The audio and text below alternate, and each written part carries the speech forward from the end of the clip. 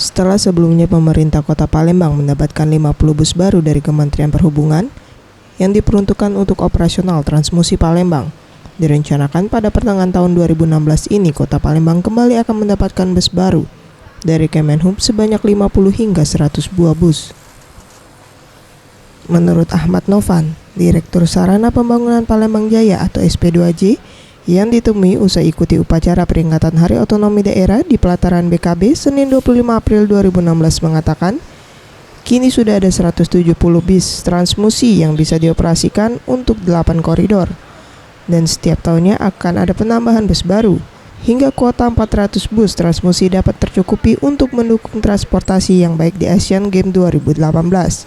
Sementara terkait adanya pembangunan transportasi massal LRT di Kota Palembang, ia menjelaskan tidak akan berpengaruh terhadap Transmusi, malah dapat saling melengkapi, karena masyarakat tetap menginginkan layanan transportasi yang baik. Dan tentunya pihaknya akan terus melakukan evaluasi, seperti waktu tunggu kedatangan bus Transmusi lebih baik, sehingga tidak terjadi penumpukan penumpang di halte.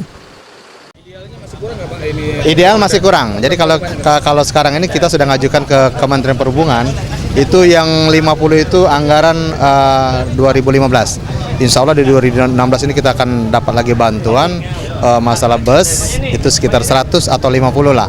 Yang pasti 2018 persiapan game kita harus mencapai sekitar 400 kendaraan yang harus kita yang muter di Kota Palembang itu. Ahmad Novan juga menambahkan rumah susun sewa atau rusunawa yang dimiliki Pemkot Palembang di daerah Kertapati kini telah siap dihuni masyarakat karena fasilitas seperti air dan listrik telah ada. Sementara untuk transportasi pihaknya telah menyiapkan Transmusi. Rusunawa ini diperuntukkan bagi masyarakat yang berpenghasilan rendah dan juga diperuntukkan warga rusun 26 ilir yang terkena revitalisasi.